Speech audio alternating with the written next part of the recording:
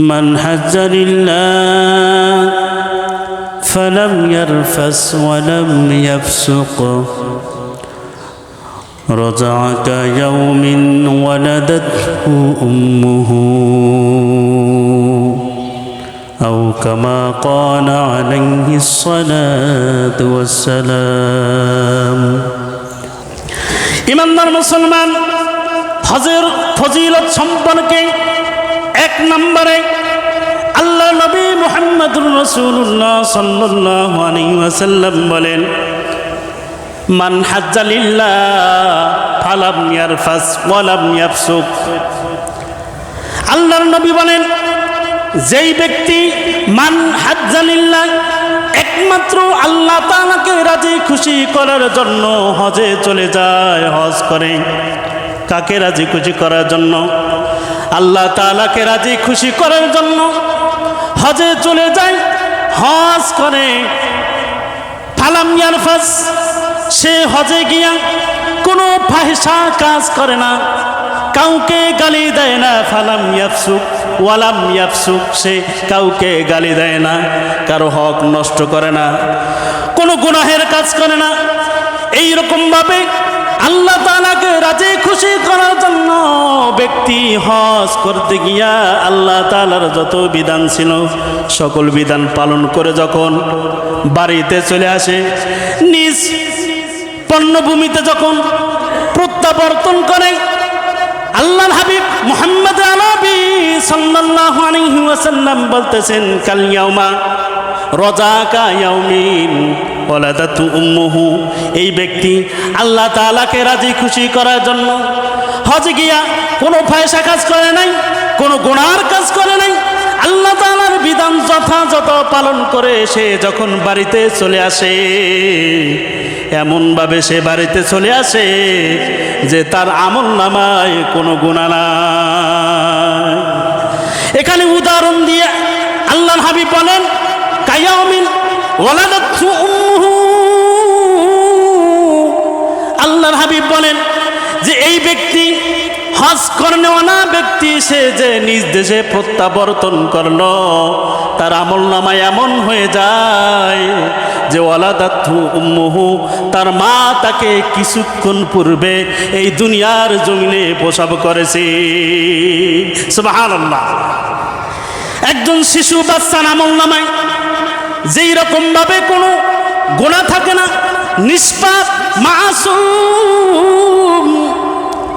একজন হাজী সাহেব, সে যখন মান হাজ্জা লিল্লাহ, আল্লাহ তাআলাকে রাজি খুশি করার জন্য হজ করে দুনিয়াতে আসে, আল্লাহ তাআলা তাকে নিষ্পাপ শিশু বাচ্চার মতো বেগুনাহ বানিয়ে দেয়।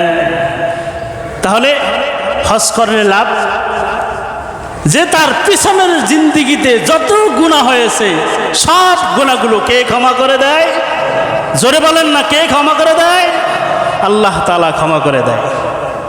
দ্বিতীয় নম্বর ফজিলত, হাদিসটি হযরত আবু হুরায়রা রাদিয়াল্লাহু তাআলা আনহু থেকে বর্ণিত, আল উমরাতু ইলাল উমরাতি কাফারাতুল লিমা বাইনাহুমা। আল্লাহর নবী মুহাম্মদুর রাসূলুল্লাহ সাল্লাল্লাহু আলাইহি ওয়াসাল্লাম বলেন, এক উমরা থেকে আর এক উমরা পর্যন্ত ইমানদার মুসলমান যারা হজে চলে যায় তারা আগে গিয়া উমরা করে। আগে গিয়া কি করে? এই জন্য উমরা করায় যে যাতে হজের কানুনগুলো তার জন্য সহজ হয়ে যায়। এই জন্য মুআল্লিমগণ আগে গিয়ে হাজী সাহেবদেরকে উমরা করান। এই উমরার ব্যাপারে আল্লাহ নবী মুহাম্মদুর রাসূলুল্লাহ সাল্লাল্লাহু আলাইহি ওয়াসাল্লাম বলেন, আল উমরাতু ইলাল উমরাতি কাফারাতুল লিমা বাইনাহুমা। এক উমরা থেকে আরেক উমরা পর্যন্ত তার দ্বারা যত গুনাহ হয় সকল বড় গোলাগুলো আল্লাহ তাআলা ক্ষমা করে দেয়। কত সুসংবাদ! এক উমরা থেকে আর এক উমরা পর্যন্ত কাফারাতুল লিমা বাইনাহুমা, মাঝখানে যত গুনাহ হয় সকল গুনার কাফারা হয়ে যায়, অর্থাৎ গুনাহগুলো ক্ষমা হয়ে যায়। সুবহানাল্লাহ। আর রাসূলুল্লাহ সাল্লাল্লাহু আলাইহি সাল্লাম আরেকটা সুসংবাদ শোনান যে অল হাজ্জুল মাবরুর লাইসা লাহু জাযাইল জান্নাহ। হজ যে মাবরুর, একটা কবুল হজের প্রতিদান একমাত্র জান্নাত। চিৎকার মেলে বলেন সুবহানাল্লাহ। কবুল হজের একমাত্র প্রতিদান হইল কি? আল্লাহ তাআলার জান্নাত। কত সুসংবাদ হাজী সাহেবদের। তাহলে এক উমরা থেকে আরেক উমরা পর্যন্ত যত গুনাহ হবে কাফফারাতুল লিমা বাইনাহুমা, সব গুনাহ মাফ করে দিবেন কে? আল্লাহ তাআলা মাফ করে দিবেন। আর কবুল হজের সওয়াব একমাত্র কি? বলেন না, একমাত্র কি? জান্নাত। এখন যাদের হজ ফরজ হয়েছে, আপনারা টাকাগুলো ব্যাংকের মধ্যে রাখাইয়া মাসে মাসে বছরে বছরে সেখান থেকে লাভ দেবে, টাকাগুলো খাইতে থাকেন। হজের দরকার নেই না? আছে? হজের দরকার আছে। যাদের হজ ফরজ হয়েছে আল্লাহ তাআলা তাদেরকে অতি দ্রুত হজ আদায় করার মতো তৌফিক দান করুন। সবাই বলেন আমিন। যাদের হজ ফরজ হয় নাই আল্লাহ তাআলা আমাদের সবাইকে যেন হজ করার মতো তৌফিক দান করেন। জোরে বলেন আমিন। 3 নম্বর হাদিস, রাসূলুল্লাহ সাল্লাল্লাহু আলাইহি ওয়াসাল্লাম বলেন, হাদিসটি হযরতে আয়েশা রাদিয়াল্লাহু তাআলা আনহা থেকে বর্ণিত। রাসূলুল্লাহ সাল্লাল্লাহু আলাইহি ওয়াসাল্লাম বলেন, হযরতে আম্মা জান আয়েশা সিদ্দিকা রাদিয়াল্লাহু তাআলা আনহা থেকে বর্ণিত, তিনি বলেন রাসূলুল্লাহ সাল্লাল্লাহু আলাইহি ওয়াসাল্লাম বলেন, হজ এবং উমরা তোমরা সাথে সাথে করো।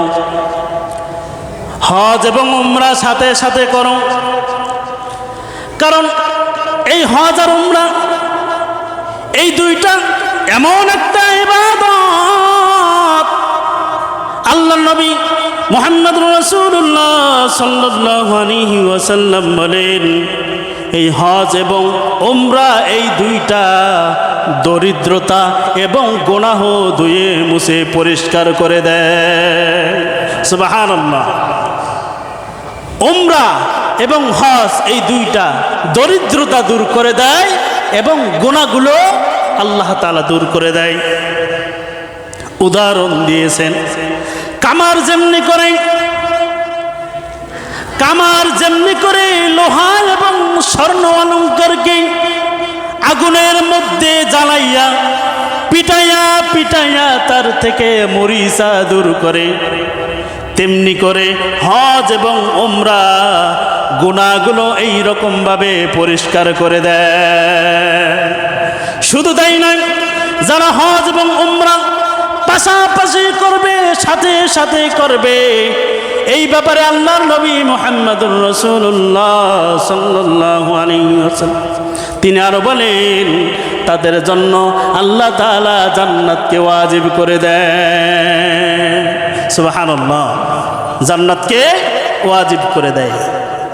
কবুল হজের সওয়াব একমাত্র জান্নাত। কবুল হজের একমাত্র প্রতিদান আল্লাহ তাআলার জান্নাত, অন্য কোনো কিছু দিবেন না। কি দিবে? শুধু জান্নাত দিবে। যাই হোক ইমানদার মুসলমান, 4 নম্বরে ফজিলত,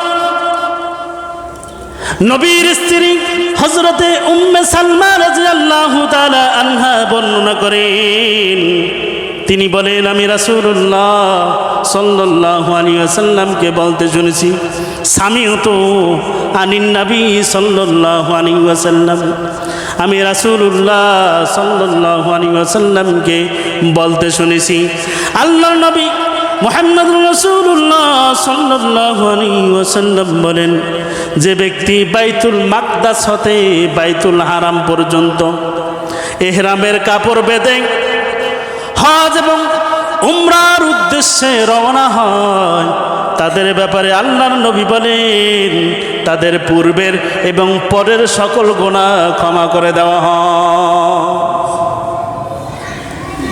হাদিসটা শুনে মনে হয় আপনারা খুশি হন নাই।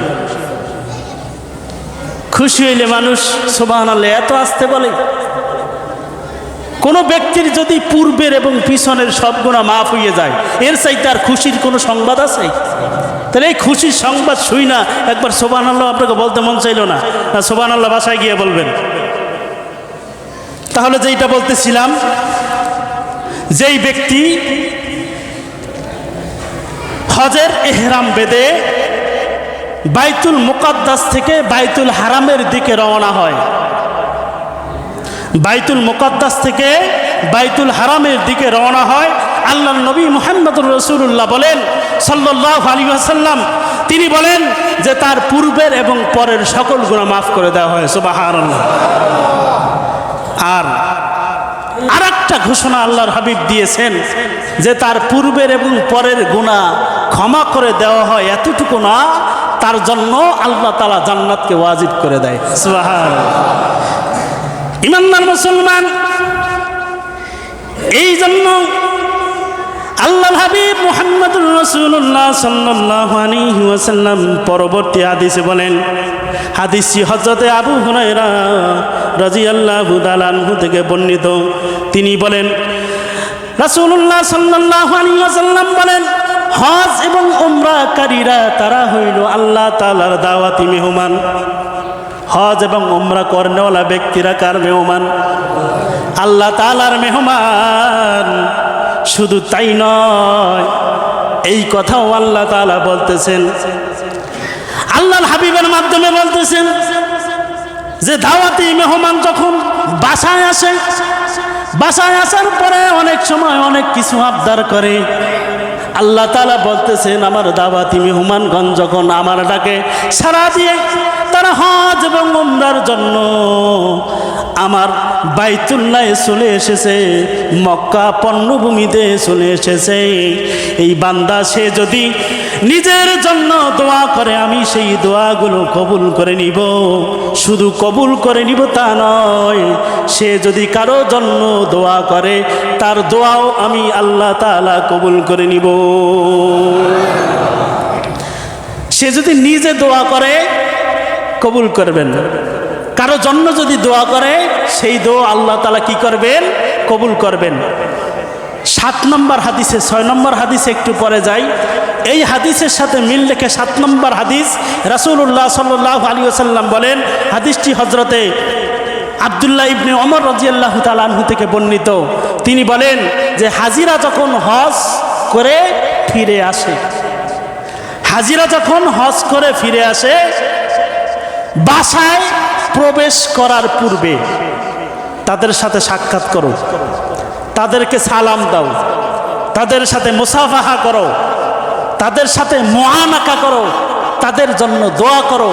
কারণ এই যে হাজী সাহেব, সে এমন এক ব্যক্তি যেই ব্যক্তিকে আল্লাহ তাআলা দুনিয়ার সবচেয়ে দামি স্থানে ঘুরাই আনছে।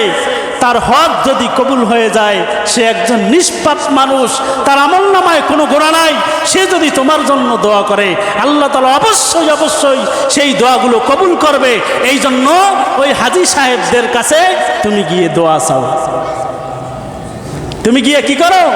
দোয়া চাও।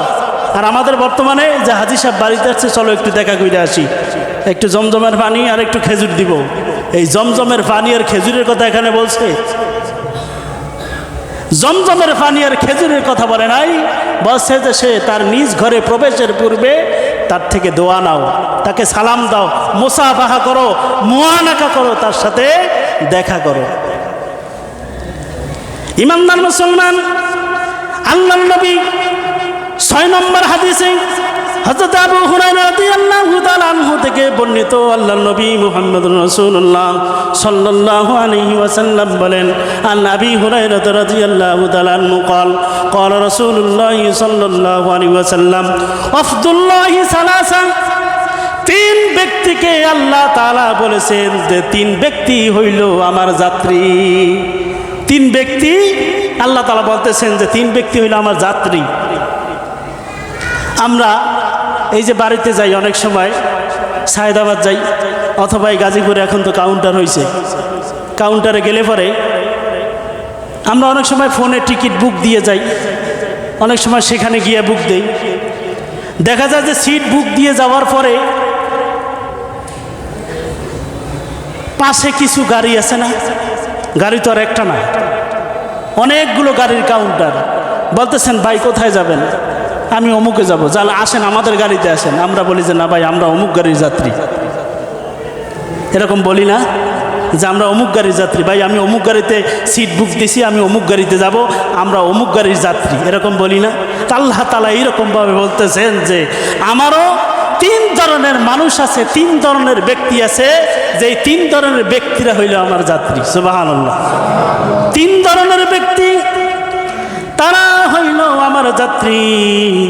1 নম্বরে হইল হাজি, 2 নম্বরে গাজী, 3 নম্বরে হইল উমরাকারী। সুবহানাল্লাহ। হাজি, গাজী এবং উমরাকারী এই 3 ধরনের ব্যক্তি আল্লাহ তাআলার যাত্রী। আল্লাহ তাআলা বলেন তারা হইল আমার বাসের যাত্রী। অতএব এই 3 ধরনের যাত্রীর জন্য আমি সুসংবাদ রেখেছি। কি সুসংবাদ? এই 3 ধরনের ব্যক্তির জন্য আল্লাহ তাআলা জান্নাতকে অবধারিত করেছেন, জান্নাতকে ওয়াজিব করেছেন। সুবহানাল্লাহ।